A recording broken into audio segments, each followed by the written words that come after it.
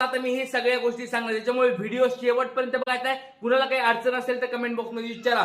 लाडक्या ताईंनो, एक छोटा तुम्हाला प्रश्न विचारतोय. तुम्हाला संक्रांतीचा हप्ता आला आहे का नाही? आला असेल तर एकदा कमेंट बॉक्स मध्ये सांगायचे, कारण की 14 तारखेपर्यंत 14 जानेवारी पर्यंत त्यांनी सांगितलेलं आहे की सगळ्यांना पैसे भेटून जातील. मोठी न्यूज समोर आली होती.